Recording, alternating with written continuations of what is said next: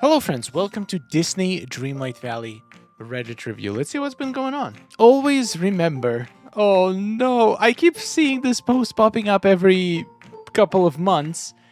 Always remember the Moana's dress, the original one versus the new one. I mean, they both look beautiful. It's the same dress, just different color scheme. They should be doing this to a lot of dresses. They should be releasing multiple. I mean, they are.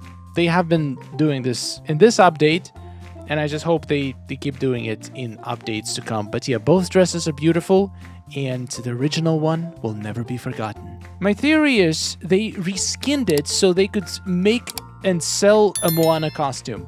If we had the OG dress, no one would spend their moonstones. I mean, I don't know about that. I feel like they've been selling some character outfits that we already have, like for example Rapunzel's dress. They sell it exactly as it is on her body, and people still bought it. They could also just make this blue dress and sell this to us instead, while keeping this one. Like, Moana is not wearing either of them, so it's a little bit strange. Wait, did they actually?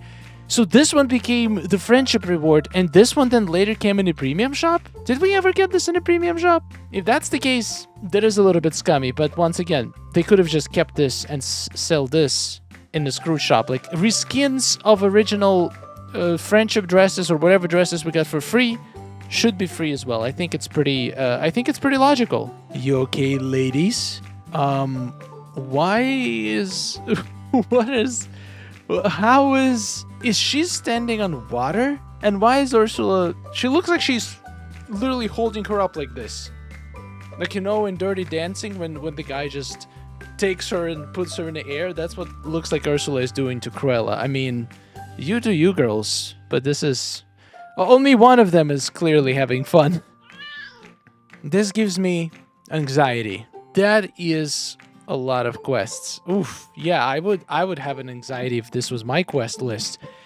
This is one of the probably, well, on one hand best, on the other hand worst things about starting the game now as a new player.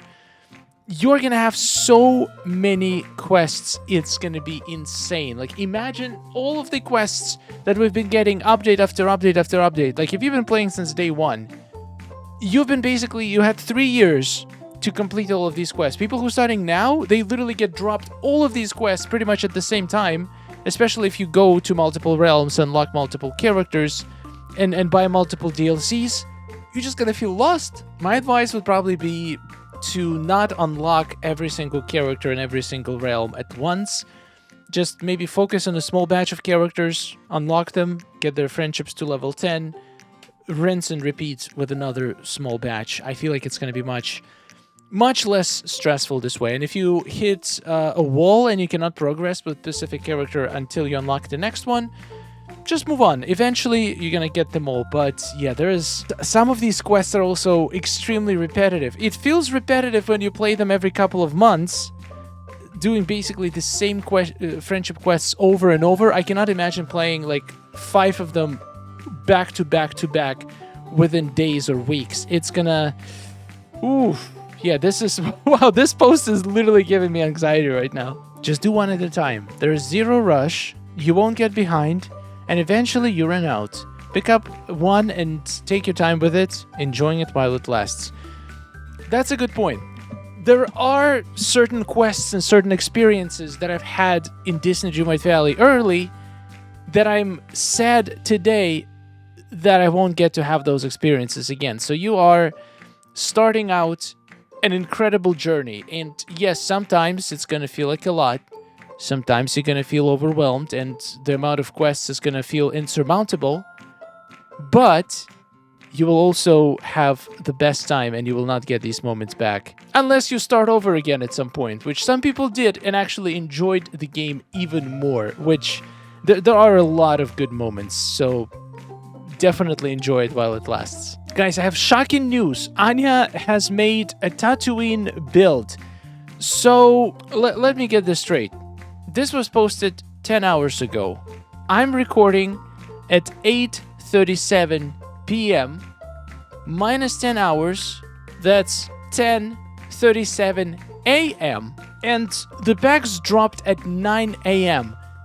So Anya has made this build between 9 and 10:37, 1.5 hours. 1.5 hours. How? Look at this. How do you do this? How do you do this so fast? I love how you can make a sandy path in a sand and still feel like sand, you know? That's really cool. These items are so good. Like, Anya is the best. I have a theory that she is secretly sponsored by Gameloft to make these builds, because I feel like her builds, usually she makes builds with all the new Star Path items, Premium Shop items, pretty much day one after they get released. And I feel like that's the best advertisement for these items you can possibly think of. All of those Premium Shop pictures do not do it justice. When you can see it in the build, in the hands of a talented creator, what they can do with them, that's how you know if they're worth it or not. And after seeing this, I feel like everybody who didn't buy this are going to be like, wow, this looks so good. Maybe I should buy them. Anya, seriously, message Gameloft. They should be paying you for this. Justice for my boy Ralph. I mean, yeah, he's the last one that was an original trailer that still didn't make it into the game. It's crazy. They had basically probably his entire character and quests flushed out a long time ago. On day one, this game even got released, and we're still waiting for it. Unless they just used them for a trailer and didn't actually implement them in the game. Those of us who have been playing since the early days remember Ralph has been in the intro scene at the very beginning. What the heck? Why did he never make it into the game? What made them scrap Ralph when they clearly had him created? So what happened? I don't know. They also had Cinderella in there, which we just got a few updates ago. So maybe they're saving him for a few updates later. I have a feeling that we're gonna get Ralph in the next update after Hercules update. Whenever the next roadmap drops, I feel like Ralph has to be in there. We should be able to make slush ice from snowballs. I mean, sure, but also, is it really that big of a deal? We can sell snowballs, and we can buy the slush ice from Remy. I feel like it wouldn't hurt. It wouldn't hurt if we had this mechanic. It's just nobody would be buying them from Remy anymore. And Remy is gonna be sad. And you don't want a sad rat in your valley. Yeah, I feel like the main problem when it comes to converting something into something is night shards. So many people have complained because there's no use for night shards at all, pretty much. And a lot of people... And we cannot even sell them. Snowballs, you can craft so many different cool things with them. You can sell them if you have too much, but with night shards, you can't really do either. So what if we can convert night shards into some kind of a, I don't know, maybe black licorice that could be used in some recipes? I don't know, just let's make food out of rocks. That sounds like a plan. Conch on Dreamlight Valley Life. What is conch? It's a little known fact that they're called fish because that's what you catch when you're fishing. Sorry, what? I'm reading comments and I still don't understand. What are we... Can somebody explain to me in the comments? I'm so lost right now. How disappointing. Ooh, vent. Oh, you know we like vents here. We have a vent about Wishblossom Ranch. Before I click on it, I'm gonna try to figure out what exactly is disappointing about Wishblossom Ranch. My guess is the horses. I think the person is going to be disappointed in how there's just not many things we can do on horses.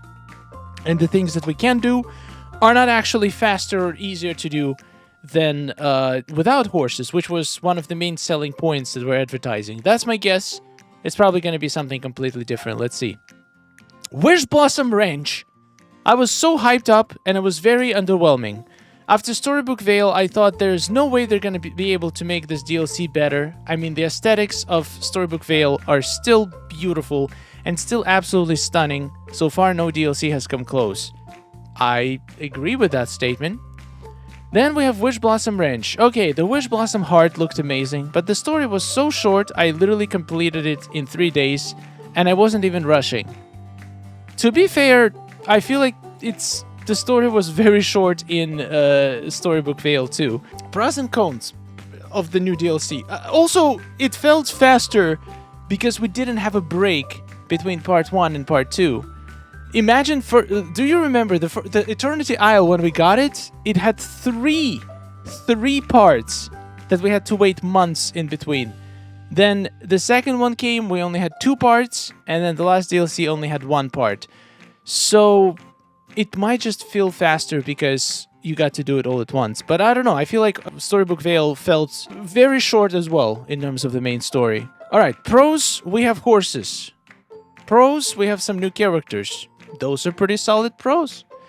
Cons. Each new area only gave us a small handful of new resources. Are you kidding me? I'm sorry, I hard disagree on this one. I feel like the new DLC gave a lot of new resources, and in fact that it's a little bit less is a huge pro in my book. I don't want more resources. We have plenty. I feel like from now on, every DLC should come maybe with 1 new flower, 1 new gem, 1 new fruit, 1 new vegetable, maybe 2, maybe 3. We've still got an entire set of new resources. So much that I don't know where to put them all. I don't know. I feel like, first of all, I completely disagree with this statement. I think we got a lot of new resources. And I don't consider this a con. I consider it a pro that if we didn't. Alright, moving on. The mechanic of having to open each area in order was really annoying. Okay, so we get Eternity Isle, where people complained that you had to gather mist to be able to progress to the next area. Same with Storybook Vale. People hated the fact that they couldn't unlock areas because they had to grind a certain resource that could be only gotten in that DLC. They fix it in Wishblossom Ranch. They don't require you to grind anything. You have basically, you unlock new areas through the story, which requires no grinding, no resources. You just do the main story. Still not good. Okay, what is the solution? Just have everything unlocked from the very first moment, so you can just explore the entire map and then have no feeling of discovery as you go through the main story. When they introduce new areas, you'll be like, oh yeah, I've been here already. The whole map. I know the whole map now. I don't know. Once again, completely disagree with this one. I think this is an amazing... One of the best features of this DLC is the mechanic of having to open each area in order as you do the story. For me. The horses were difficult to level up unless you run into a wall or something. I'm gonna say I'm split on this one. Was it difficult? Sure. But was it a big deal? I don't think so. You didn't have to max out your horses on day 1. Some people did, but if you just ride your horse, and they fixed it. Now you get so much more XP from just riding your horse without even jumping. You just needed to get a few horses to a certain level to be able to progress through the story, which is a decent way to time gate, while allowing you to maybe focus on some other things. But getting them fully maxed, it didn't need it to be done quickly. It's okay to wait a week or 2, even a month, to max out all your horses. It doesn't have to be a race. The horses glitch anywhere other than Wishblossom Ranch, enough to give someone motion sickness that don't even have it. I mean, I'm not gonna argue with this because I haven't experienced that. I feel like, for me personally, and my valley is very dense. It's very dense, and I still had no problem riding it in my main valley. So, unfortunately, or I guess fortunately, I didn't encounter this issue. Some of the progression quests were so badly glitched that it was almost impossible to complete without some mega workarounds. Once again, I was lucky to not have a single glitch, and I feel like all of the DLCs, Storybook Vale had so much worse. I remember there was some glitches that prevented people from completing quests. I personally even had a glitch where Flynn dropped his thing inside the cave that I couldn't get access to until they fixed it. There was a bunch of issues with stuff spawning weirdly, which still happen. So I feel like in terms of glitches, Storybook Vale was so much worse, like 10 times worse than Wishblossom Ranch. At least for me. Once again, I'm sure there are people who have the opposite experience. They found a very rare glitch in Wishblossom Ranch, but didn't have any glitches in Storybook Vale. The beautiful Wishblossom heart is shut away in a cave, never to be touched again once the story is done. Each area is so big, it's very easy to get lost. I don't know. I'm sorry. I just feel like the OP is just nitpicking at this point. The Wishblossom Heart is a cave. It's designed to be a cave. It wouldn't work. It wouldn't be this beautiful if it wasn't a cave. The fact that it's a cave makes it beautiful. So how can it not be in a cave if it's a cave? I just don't get this one. I agree the Wishblossom Heart is beautiful, but we did get a few really cool items from there, like a giant Wishblossom flowers that we can decorate with and turn every area into beautiful Wishblossom Heart.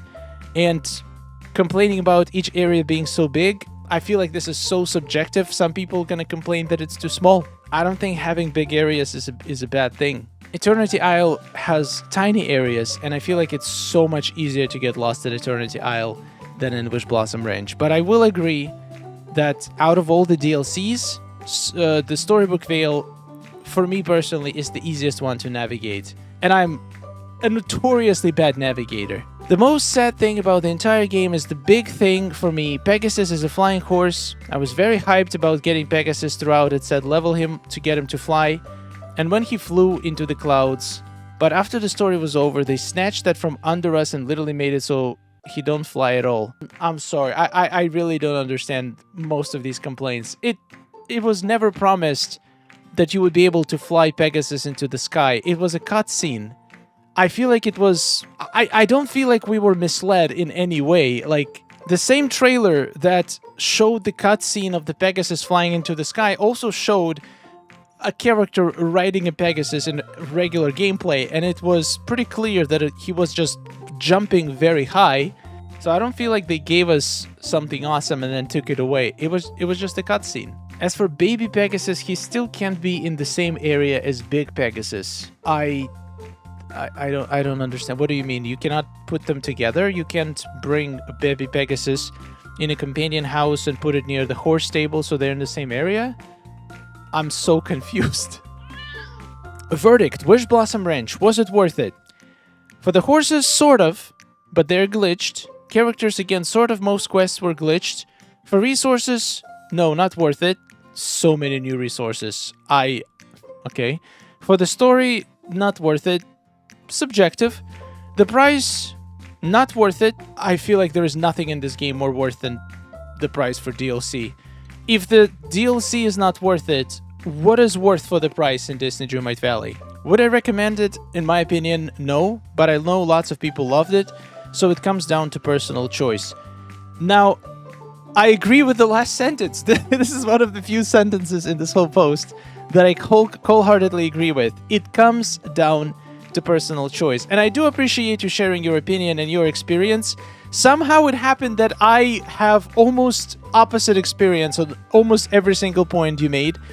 But I still respect your opinion, and it's very interesting to discover how the same features could be cons for some people and pros for other people, and how we can have such completely different view of the same thing. It's honestly fascinating. Is it like the best super exciting DLC? No, I felt a little bit let down, mostly once again, as I said in the beginning, about the fact that the horses turned out to be pretty useless in most activities unless you put them in their excited state or whatever it's called. And that requires actually having a stash of different meals and completing a bunch of activities. If somebody's playing like in short bursts every day, it's just not worth it. It's much if you just need to go get a couple gems, like unless you want to go for like complete mining session, for example, then it's worth it to hyper up your horse and go get those the mining done. But most of the time, the potion or just having just most tasks feel like they're more comfortable to do on foot, and I feel like it was one of the biggest selling points of the horses was that they would make the tasks so much easier, so much faster, so much better, which to me, they didn't. But I do like a lot of things about Wishblossom Ranch. I like its size. I like the resources. It's a little bit less than Storybook Vale. A little bit. Maybe 20% less resources. And I feel like I wish it was even less, because a lot of the resources made absolutely no sense. Why do we need like a little hanger as a fish or a little measuring tape as a fish? Why do we need little irons as an ore? Like, we didn't need those resources. We could have just gotten away with maybe one gem and one extra mining resource, like for the entire DLC that could be used in all the crafts. But that's just me. Once again, this just proves that different people want different things from the game, and this DLC might not be for everyone. Maybe the next one will be for you, and I will hate it. Who knows? We'll see how it goes. Wow, this was long. I like a good vent. Thank you so much, Mini Stitch. That was a very, very interesting discussion and productive discussion. Let me know in the comments which ones of these pros and cons you agree with. What is your favorite and least favorite thing about Wishblossom Ranch? And do you think the next DLC is going to be a bigger success than Wishblossom Ranch or not? Thank you so much for watching. Huge thanks to all of our amazing supporters. I'll see you guys in the next one. We're going to have a spiral later today, so I would love for you to join. 12:30 p.m. Eastern. We're going to absolutely smash the wheels of doom and hopefully get out of the rut that is Dream Snaps. I couldn't go for 3. I set a new record, 2-week streak. And now we're back to 1200, but it's okay. We will rebuild. We will get stronger. I'm going to try to follow the formula as much as I can from the video a few days ago and see if it actually works. This is going to be a good opportunity because I don't really feel super inspired for this challenge, so I'm just going to literally stick to the formula and watch me get my best result of all times. Thank you so much for watching. I'll see you later. And goodbye. Oh, nice day we're having, isn't it? Oh, it's wonderful. Woohoo! Amazing. Gotta tell you, it is really beautiful here. Hey, nice to see you. Oh, hello. Are you seeing this? Oh. What?